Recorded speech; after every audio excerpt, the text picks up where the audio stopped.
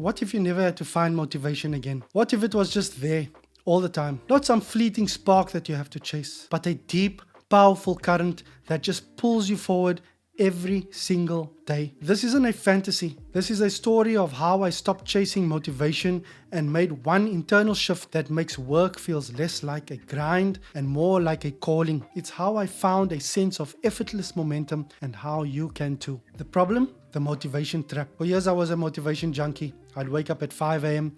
not because I wanted to, but because some guru in a video told me that successful people do. I'd mainline motivational speeches on my commute, chasing that temporary high, that surge of I can do anything. I wrote down my goals and plastered them on the wall. I told myself that this was the day it all changes. And for a little while it would. I'd be a productivity machine. I'd crush my to-do list, clear my inbox, and live by the gospel of hustle culture. Exhaustion wasn't just a side effect, it was a badge of honor. Being overwhelmed felt like proof of my ambition, but the high always wears off. The spark fades, and all that's left is the grind. The feeling of pushing a giant boulder uphill. You wake up one morning and that 5 a.m. alarm feels less like a head start and more like a punishment. The to-do list feels like a chain. The work you were once so fired up about just feels heavy. This is the motivational trap. It's a cycle of temporary highs and crushing lows, and it leaves you feeling like a failure. It tricks you into thinking the problem is you,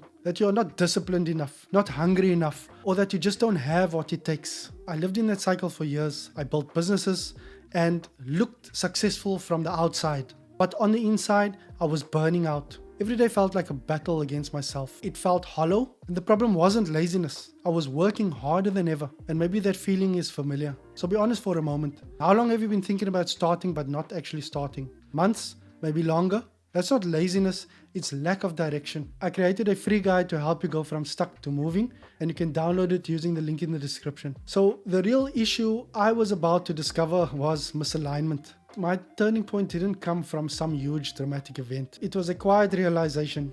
I was sitting at my desk late one night, looking at a project that should have been exciting, and I felt nothing. Just a profound sense of emptiness. I asked myself a simple question. Why am I even doing this? And for the first time, I didn't have a good answer. Not a real one anyway. I was chasing metrics, chasing someone else's idea of success, chasing a life I thought I was supposed to want. The problem wasn't that I lacked motivation.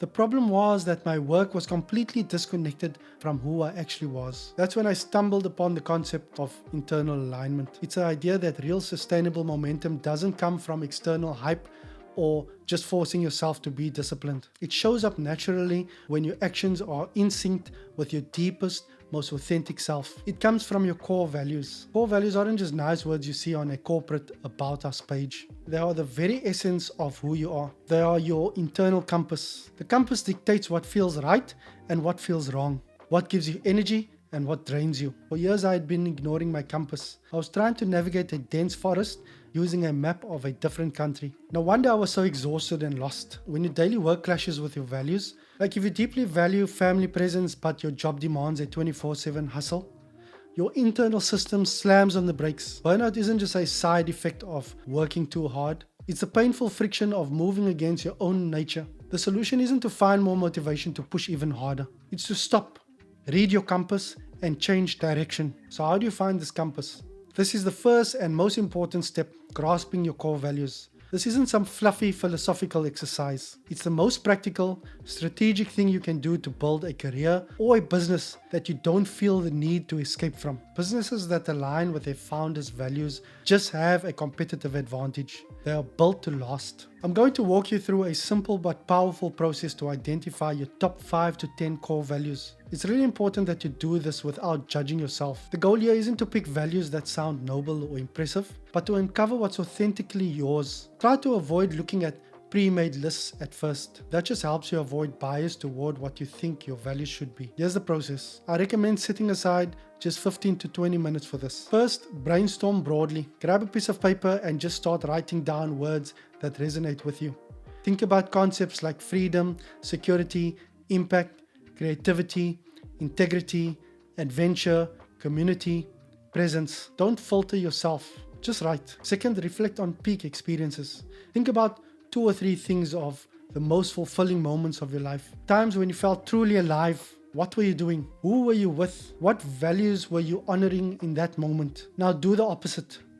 Think of a time you felt deeply frustrated, angry, or drained. Often those negative feelings are a sign that a core value was being violated. For instance, feeling miserable at a networking event you had to go to might reveal you value deep connection over shallow interactions. Third, identify your non-negotiables. What are the lines you absolutely will not cross? Think about decisions you've made where you stood for something, even when it was hard. That's your moral compass in action, and it points directly to values like integrity or honesty. Fourth, group and narrow. Now look at your list. You'll probably start to see themes. Words like accountability and reliability might fit under a big idea like professionalism. Start grouping similar ideas together. Your goal is to narrow your list down to the 5 to 7 themes that feel most essential to you. Then define what each one means in your own words. Fifth, rank and test. Prioritize your final list. Which value is your number one, your true north? Then sleep on it. Look at the list again tomorrow. Does it feel right? Does it feel like you? Or does it feel like a mask you're wearing for everyone else? Be brutally honest with yourself. And finally, sixth, integrate daily. Your core values aren't meant to be framed on a wall. They are meant to be used as a decision-making filter for everything you do. They become the operating system for your life and your business. So right now, I want you to do this. Pause if you need to and just do step 1.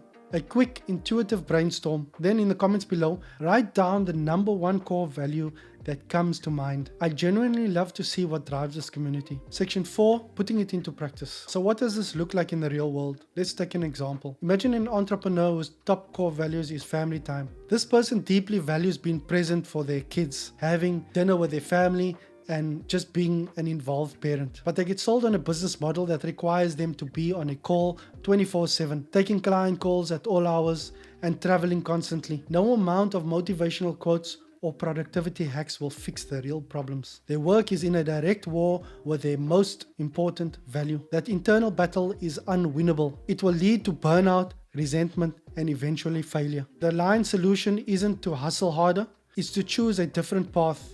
It's building a business with automated, scalable systems that protect family time. It's setting firm boundaries. It's defining success not just by revenue, but by how well the business supports a life that actually feels good. For me, one of my top values turned out to be deep work. I feel alive when I can focus intensely on a single, meaningful task. But the business I had built was a circus of shallow work, endless meetings, constant email chains, and social media updates. I was always busy, but I wasn't doing work that mattered to me. The misalignment was draining my soul. Redefining my work around my core values changed everything.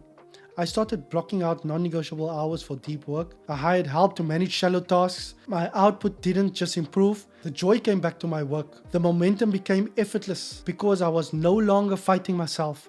I was flowing with myself. The biggest pitfall here is overthinking it or letting society choose your values for you. If ambition doesn't truly resonate with you, but stability does, own it. There's no right or wrong answer. There's only what's true for you. For years we've been told to chase motivation, but motivation is a feeling, and feelings are fleeting. They are unreliable. What is reliable is your character.